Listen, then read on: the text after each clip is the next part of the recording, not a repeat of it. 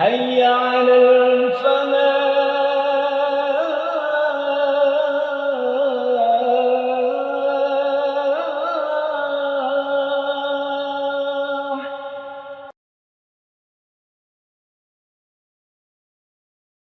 السلام عليكم ورحمة الله وبركاته. إن الحمد لله نحمده ونستعينه ونستغفره ونعوذ بالله من شرور أنفسنا ومن سيئات أعمالنا. من يهده الله فلا مضل له ومن يضلل فلا هادي له. وأشهد أن لا إله إلا الله وحده لا شريك له وأشهد أن محمدا عبده ورسوله لا نبي بعده وبعد. Para hadirin jamaah Masjid Al-Falah yang saya muliakan,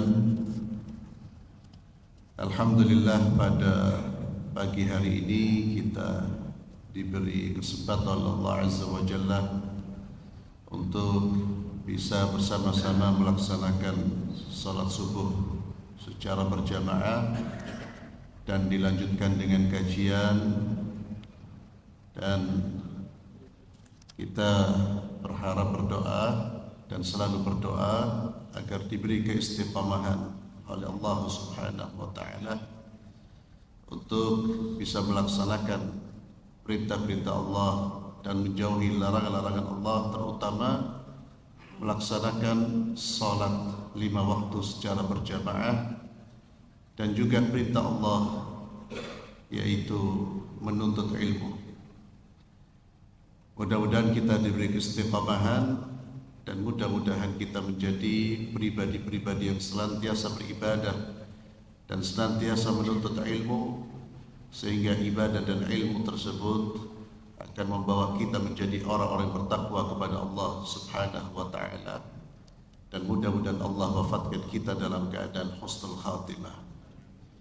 Para hadirin jamaah salat subuh yang dimuliakan oleh Allah Subhanahu wa taala, kajian kita masih melanjutkan pembahasan kitab Al-Kabair, kumpulan dosa-dosa besar, dan kita sudah masuk pada Al-Kabiratus Sadisah wal Khamsun, dosa besar yang ke-56. Dosa besar yang ke-56 ini ditulis oleh Imam Al-Zahabi rahimahullah, man ghayyara manar al-ard, yaitu dosa orang yang merubah batasan-batasan tanah atau al-ard. Nah, batasan tanah berubah, mengambil, itu termasuk ghayyar, dan ini merupakan dosa besar. Apa yang dimaksud merubah batasan tanah? Seseorang merubah batasan sehingga dengan perubahan tersebut dia mengambil milik hak orang lain atau milik orang lain. Dia merubah batasan sehingga apa yang bukan menjadi miliknya itu justru menjadi atau berubah menjadi dianggap sebagai miliknya. Ini merupakan dosa besar sekalipun dia hanya merubah sejengkal. Sekalipun hanya merubah sejengkal.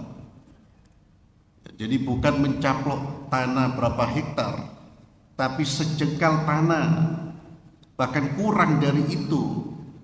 Ketika dia mengambil milik orang lain, maka dia telah melakukan perbuatan dosa besar. Dan dosa ini, dosa mengambil tanah, merubah batasan tanah ini merupakan dosa yang taubatnya tidak cukup hanya dengan meminta maaf kepada Allah, beristighfar, memohon ampunan kepada Allah. Tidak cukup hanya itu. Taubatnya dia harus mengembalikan hak orang lain dia harus mengembalikan milik orang lain. Karena dosa yang terkait dengan hak orang lain itu taubatnya, syarat taubatnya itu harus dikembalikan kepada pemiliknya. Jika tidak dikembalikan, maka Allah Azza wa Jalla belum menerima taubat kita. Itu bedanya taubat terkait dengan dosa antara kita dengan Allah dengan taubatnya orang yang melakukan perbuatan dosa antara dia dengan manusia. Kalau dosa antara kita dengan Allah tidak ada hak-hak orang lain, maka kita bertaubat dengan cara menyesali perbuatan dosa kita, memohon maaf kepada Allah, dan berupaya bertekad untuk tidak mengulang kembali dosa kita. Namun kalau sudah terkait dengan haknya manusia, wajib ditambah satu, kita wajib mengembalikan hak tersebut. Jika hak tersebut terkait dengan harta dalam bentuk apapun, kita wajib mengembalikannya. Ma'asyiral muslimin a'azzallahu wa iyyakum, dosa besar ini disebutkan di dalam hadis, di antaranya hadis Ali bin Abi Thalib radhiyallahu anhu, di mana beliau meriwayatkan dari Rasulullah sallallahu alaihi wasallam, wa la'ana Allah muntaqisa manarul ard, akhrajul Hakim fi sahih. Allah melaknat orang yang mengurangi batasan tanah, dilaknat oleh Allah. Apa makna dari laknat? Laknat artinya dijauhkan dari rahmat Allah. Dan banyak perbuatan yang pelakunya mendapatkan laknat, dan siapa yang melakukan perbuatan yang dilaknat berarti dia melakukan perbuatan dosa besar. Sebagaimana yang sudah kita bahas di awal pembahasan kitab, bahwa dosa besar itu di antara definisinya adalah dosa yang pelakunya mendapatkan laknat. Setiap perbuatan yang pelakunya mendapatkan laknat berarti perbuatan itu termasuk dosa besar. Makna dari laknat, dilaknat artinya dijauhkan dari rahmat Allah. Sedangkan kita tidak mungkin masuk surga kecuali dengan rahmat Allah. Orang yang melakukan perbuatan terlaknat, dia dijauhkan oleh Allah dari rahmatnya. Maka kita harus mewaspadai perbuatan-perbuatan yang mendatangkan laknatnya Allah Azza wa Jalla, di antaranya merubah batasan-batasan tanah. Kemudian Umar bin Abi Amru meriwayatkan dari Ikrimah dari Ibn Abbas radhiyallahu anhuma, beliau berkata, bersabda Rasulullah sallallahu alaihi wasallam, la'anallahu man dhabaha li ghairillah. Allah melaknat orang yang menyembelih yang ditujukan untuk selain Allah. Ini pembahasan dosa besar yang ke-55, menyembelih yang penyembelihannya ditujukan untuk selain Allah. Ini termasuk perbuatan yang mendatangkan laknat. Menyembelih untuk berhala atau menyembelih dengan nama fulan, ditujukan untuk wali fulan. Dia mendekatkan diri kepada si fulan, kepada makhluk dengan cara menyembelih kurban. Dan ciri menyembelih untuk selain Allah biasanya cirinya apa? Sembelihan tersebut tidak dimakan. Ya, itu biasanya ciri yang dipersembahkan kepada sesuatu, baik sesuatu itu berupa orang yang dianggap wali atau patung atau jin. Maka menyembelih untuk sesuatu selain Allah itu merupakan perbuatan yang dilaknat. Dan sayang sekali perbuatan ini masih dilakukan oleh sebagian saudara-saudara kita.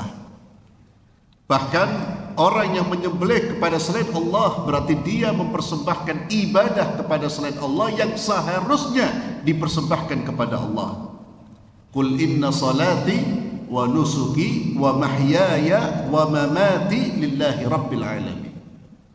Qul inna salati, salatku, nusuki, sembelihanku, wa mahyaya wa mamati, hidup dan matiku, lillah, hanya untuk Allah. Allah Azza wa Jalla juga berfirman, fasalli li rabbika wanhar. Salatlah untuk Tuhanmu dan sembelihlah untuk Tuhanmu. Di antara bentuk penyembelihan selain Allah yang ditujukan kepada selain Allah, Pak, ya, kita dengar seperti saudara-saudara kita yang terkadang membangun bangunan lalu dia menyembelih hewan, ditujukan untuk siapa? Katanya penjaga bangunan. Na'udzubillah. Ya, itu bukan mendatangkan keselamatan, justru mendatangkan bahaya bagi pelakunya. Dan tidak ada yang melindungi kecuali Allah Azza wa Jalla. Kita minta perlindungan, maka kita mohon kepada Allah. Kita diajarkan 3 surat yang intinya adalah meminta perlindungan kepada Allah dari semua kejahatan makhluknya. Surat Al-Ikhlas, An-Nas, Al-Falaq. Qul huwallahu ahad, Qul a'udzu birabbil falaq, Qul a'udzu birabbin nas. Kemudian la'anallahu man ghayyara tukhumal ardh. Laknat Allah bagi orang yang merubah-rubah batasan tanah. Tukhumal ardh, ulama menerjemahkan sebagai merubah batasan tanah. Ada pula yang menerjemahkan, menafsirkan tukhumal ardh itu merubah tanda-tanda yang diletakkan di jalan untuk memberi petunjuk kepada manusia, kepada orang yang lewat. Kita biasanya berjalan, itu ada tanda arah, mengarahkan seseorang agar tidak tersesat. Kata para ulama, termasuk orang yang terkena laknat dan termasuk orang yang merubah batasan, itu adalah orang yang merubah batasan atau merubah arah-arah yang sudah ada, arah-arah yang mengarahkan manusia untuk berjalan di jalan yang benar, dirubah oleh dia agar orang tersesat di jalan. Itu perbuatan mendatangkan laknat, Pak. Apalagi orang yang menyesatkan manusia di akhirat, Pak. Orang yang mengajarkan berbagai macam ajaran yang membuat orang tersesat, menyesatkan orang di bumi saja, salah jalan saja, salah jalan di dunia, itu termasuk perbuatan dosa besar. La'anallahu man kammahal a'ma anis sabil. Allah melaknat orang yang memberi petunjuk yang salah kepada orang yang buta, menyesatkan orang yang buta. La'anallahu man sabba walidayhi. Allah melaknat orang yang mencaci maki kedua orang tuanya. Ini dosa besar yang sudah kita bahas. Bagaimana seorang anak mencaci maki kedua orang tuanya, itu bisa dengan 2 cara, 2 sebab atau 2 cara. Yang pertama, cara mencaci maki langsung orang tuanya. Orang tuanya diolok-olok, orang tuanya dihina secara langsung. Anak seperti ini dilaknat oleh Allah. Kenapa? Karena dia kufur nikmat. Dia membalas kebaikan orang tuanya dengan sikap buruk dan sikap durhaka. Yang kedua, cara anak bisa mencaci orang tuanya tidak secara langsung, yaitu seperti yang disebutkan di dalam hadis yang sahih. Seorang anak mencaci maki orang tua orang lain, yang menyebabkan orang lain yang orang tuanya dicaci maki itu membalas mencaci maki orang tuanya. Artinya anak ini membuat orang tuanya dicaci maki oleh orang lain, maka dia disebut dia telah mencaci maki orang tuanya sendiri. Kemudian Nabi sallallahu bersabda, la'anallah man 'amila 'amala qaumi Lut. Allah melaknat seseorang yang melakukan perbuatannya kaumnya Nabi Lut. Apa perbuatan kaum Nabi Lut? Perbuatan kaum Nabi Lut liwat atau homoseksual. Pelakunya dilaknat.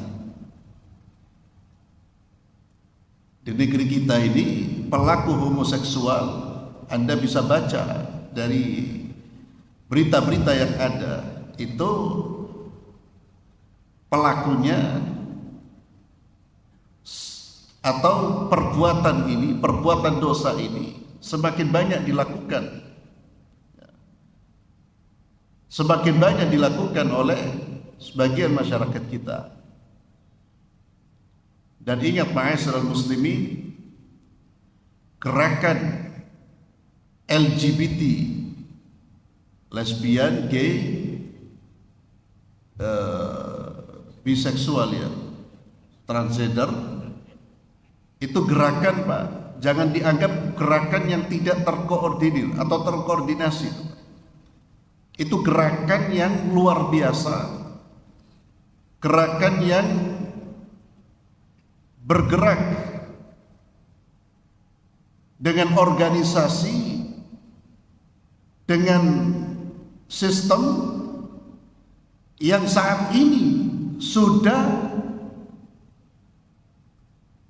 memberikan pengaruh di beberapa negara, sehingga beberapa negara yang dulunya menolak LGBT sekarang menerima bahkan mengesahkan perkawinan antar sejenis, antar jenis, laki-laki dengan laki-laki, perempuan dengan perempuan. Dulu itu Brazil itu paling keras menolak, sekarang sudah mengesahkan. Dan mereka sudah masuk ke lembaga atau pusat-pusat yang membuat kebijakan. Hati-hati Pak, kita lengah ini bisa masuk. Termasuk di Indonesia, walaupun alhamdulillah di Indonesia jelas ditolak, namun gerakan mereka luar biasa. Korban-korbannya anak-anak kita, pemuda-pemudi kita. Ini jangan dianggap gerakan yang yang ya tidak ada pengaruhnya. Pengaruh luar biasa, punya pengaruh. Dan di Indonesia ini pembelanya sudah tidak malu. Padahal kita ini negeri yang beragama dan semua agama menolak LGBT, semua agama. Negeri yang mayoritas umat Islam, tapi pelakunya, pembelanya belak-belakan Pak. Kalau dulu itu takut, sekarang karena memang ya kebebasan orang berekspresi. Maka ini perlu kita waspadai. Seks bebas, zina, na'udzubillah, silakan dibaca Pak, hasil dari penelitian itu. Seks bebas itu ngeri, terutama di negara, di kota-kota besar, Bandung, Jakarta, Surabaya, ngeri Pak. Tren seks bebas itu semakin meningkat, dan bahkan sampai sekarang ini dilakukan oleh anak-anak SD. Itu PR buat kita, masalah besar buat kita, jangan dianggap remeh. Termasuk homoseksual. Jadi kita jangan sampai lengah. Perhatikan keluarga kita. Qu anfusakum wa ahlikum nar. Kemudian hadis ini juga menyebutkan la'anallahu man waqa'a ala bahima, Allah melaknat orang yang bersetubuh dengan binatang. Dulu ketika kita mendengar hadis ini, kita menganggap mosok adakah orang yang bersetubuh dengan binatang, dan ternyata ada. Itu termasuk orang-orang yang dilaknat. Ma'asyiral muslimin rahimakumullah, itulah hadis-hadis yang dibawakan oleh Imam Az-Zahabi rahimahullah terkait dengan dosa besar yang ke-56, yaitu man ghayyara manarul ardh. Maka hati-hati kita sebagai seorang muslim yang membangun bangunan, yang punya proyek-proyek bangunan, hati-hati jangan sampai mengambil tanahnya orang, Pak. Jangan merubah batasan-batasan tanah sehingga yang bukan milik kita diakui menjadi milik kita. Itu beban dosanya berat. Dan kita sudah membaca hadis Nabi di bab tentang kezaliman. Di antara kezaliman seorang hamba adalah dia mengambil tanahnya orang, yang itu sanksinya adalah apa? Akan dililitkan di lehernya 7 lapis tanah, walaupun yang diambil hanya sejengkal. Berhati-hatilah, termasuk saudara-saudara kita yang bekerja di kantor pertanahan ya. Intinya jangan sampai kita mengambil haknya orang. Berat. Dosa yang terkait dengan haknya manusia itu sangat berat. Tidak cukup kita dengan hanya istighfar, kita menangis di hadapan Allah, tapi kita harus mengembalikan hak tersebut. Wallahu a'lam bissawab. Para jemaah ingin menyampaikan pertanyaan, monggo kami silakan. Ustaz saya mau bertanya, bagaimana dengan fasilitas umum yang mana itu dipakai untuk tempat peribadatan, sedangkan warga di sekitar itu ada yang nggak setuju. Nah, ini status tanahnya di mana, Pak? Itu merupakan bagian dari dilaknat sama Allah. Iya. Jadi tanah tersebut tentu harus dilihat itu tanah miliknya siapa. Tanah miliknya siapa, maka harus izin kepada siapa? Kepada pemiliknya.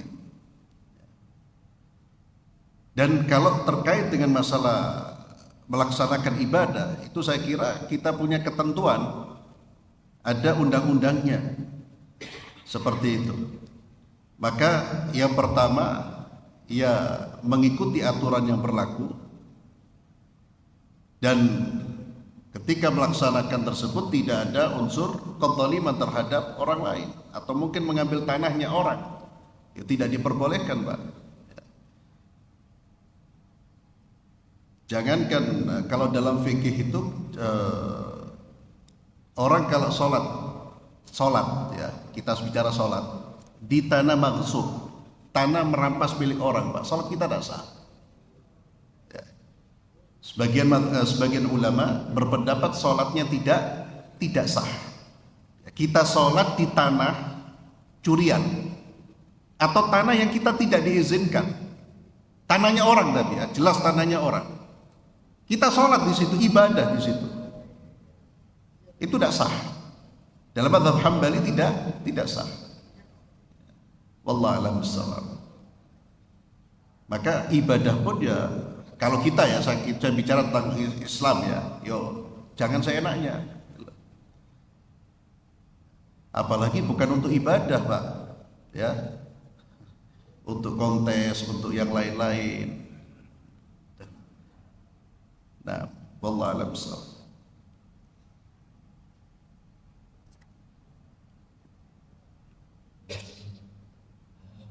Terkait dengan penyembelihan binatang itu, apakah juga bisa disamakan dengan pada saat kita ada sedekah bumi di tempat kita, kan hasil panen sudah diperebutkan yang semacam itu nanti harus dihal dan sebagainya. Iya. Termasuk Nah, apapun persembahan kebaikan yang dipersembahkan kepada selain Allah, ya, kepada selain Allah, maka itu termasuk pelanggaran terhadap prinsip tauhid. Ya, jelas itu. Karena semua kebaikan ibadah itu harus ditujukan kepada Allah. Wa ma umiru illa liya'budullaha mukhlishina lahuddin. Qul inna salati wa nusuki wa mahyaya wa mamati lillahi rabbil alamin. Maka dilihat sedekah itu, mau saya tidak tidak melihat namanya apa, tapi substansinya, Pak. Itu sedekah itu dipersembahkan untuk siapa? Kalau seseorang mempersembahkan untuk penjaga umpamanya, dianggap bumi ini ada pengatur selain Allah, oh bahaya, Pak. Itu jelas-jelas merusak atau bertentangan dengan prinsip tauhid kita. Kita selalu mengatakan alhamdulillahi rabbil alamin. Rabb itu segala puji milik Allah. Rabb itu pengatur, pemilik, pengendali alam semesta hanya Allah. Dan Quran sangat banyak mengingatkan kita. Sampai kemudian kita diajarkan apa? Iyyaka na'budu wa iyyaka nasta'in. Hanya kepada Engkau ya Allah kami menyembah, dan hanya kepada Engkau ya Allah kami mohon pertolongan. Ya. Jadi termasuk tadi 3 surat yang saya bacakan, Qul a'udzu birabbil falaq, Qul a'udzu birabbin nas. Jadi kita diajarkan berlindung kepada Allah dari kejahatan manusia, bukan berlindung kepada makhluk. Itu bahaya, Pak. Makanya saya tidak wallahualam, namanya apapun dilihat. Ya, sedekahnya itu sedekah dia persembahkan Tuhan. Dan ciri kebaikan atau ibadah yang dipersembahkan kepada selain Allah, cirinya apa? Dibiarkan. Itu biasanya berarti apa yang mereka persembahkan itu mereka sedang mempersembahkan untuk sesuatu yang dianggap punya kekuatan, yang mengatur mereka, punya kekuatan yang mengatur alam semesta atau minimal daerah mereka. Na'udzubillah. Itu jelas melanggar prinsip tauhid dan masuk jatuh pada kesyirikan. Maka hati-hati. Kita sudah diajarkan di dalam Islam, yaitu kalimat la ilaha illallah, dan diajarkan cara-cara bagaimana kita untuk melindungi diri, keluarga, masyarakat, bahkan bumi Allah. Bagaimana kita melindungi diri di situ dengan cara apa? Berlindung hanya kepada Allah, menggantungkan harapan kepada Allah. Seperti itu. Wallahu a'lam bishawab. Iya. Status makanannya itu boleh dimakan? Iya, kalau status makanannya lain lagi, Pak. Makanannya boleh dimakan, boleh. Berdasarkan riwayat yang sahih bahwa orang-orang masyarakat Arab jahiliyah, dan itu termasuk para mirip dengan apa yang dilakukan kalau itu dipersembahkan kepada selain Allah. Itu biasanya menaruh makanan, ya kalau bahasa kita sesajen, Pak. Ditaruh untuk berhala demi keselamatan. Oleh Nabi diberikan kepada para sahabatnya. Kenapa boleh dimakan? Loh, itu kan makanan bukan milik kita. Itu makanan yang sudah dibuang ibaratnya. Daripada rusak, daripada tidak dimanfaatkan, boleh dimanfaatkan. Itu nikmat Allah Azza wa Jalla, dibuang-buang itu. Berbeda kalau sesuatu yang masih menjadi milik orang lain. Karena makanan itu ketika sudah dia sudah berlepas. Wallahu a'lam bishawab. Jadi itu sebutkan riwayat yang sahih. Ya.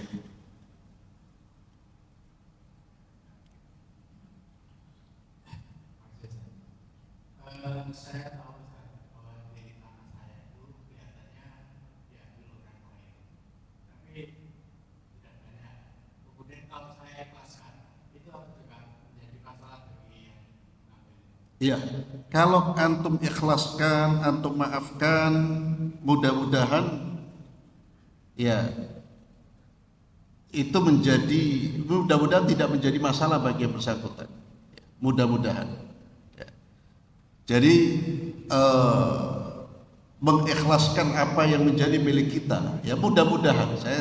Saya tidak tahu. Yang jelas antum yang mengikhlaskan itu jelas mendapatkan fadilah yang besar, keutamaan yang besar. Ya, itu termasuk faman afa wa aslaha, orang yang memberikan maaf. Dan Allah Azza wa Jalla menyebutkan dan disebutkan tentang terkait dengan orang-orang memberi maaf haknya itu luar biasa. Kalau yang bersangkutan ya, yang bersangkutan mudah-mudahan dimaafkan di akhirat kelak. Ya. Cuma pertanyaannya kan memang dia taubat apa belum? Ya. Belum merasa bersalah, sudah merasa bersalah, sudah minta maaf atau belum? Wallahu alam. Ya. Apakah dia dimaafkan? Saya katakan wallahu alam, mudah-mudahan dimaafkan karena pemiliknya sudah memaafkan. Kalau pemiliknya tidak memaafkan, Pak, tidak mungkin dimaafkan. Itulah mengapa Nabi kita Muhammad SAW sampai dengan tegas mengatakan, man kanat indahu madlamah, siapa yang punya dosa kezaliman, falyatahallalhu al-yawm, kata Nabi, hari ini cepat segera minta dihalalkan. Sebelum datang hari di akhirat kelak di mana tidak bermanfaat dinar kita, dirham kita tidak bermanfaat. Ya. Maka bahasanya Nabi falyatahallalhu al-yawm, hari ini sekarang. Wallahu a'lam bissawab. Nah, saya kira cukup kita tutup majlis kita dengan doa kafaratul majlis. Subhanakallahumma bihamdik asyhadu an la ilaha illa anta astaghfiruka wa atubu ilaik. Assalamualaikum warahmatullahi wabarakatuh.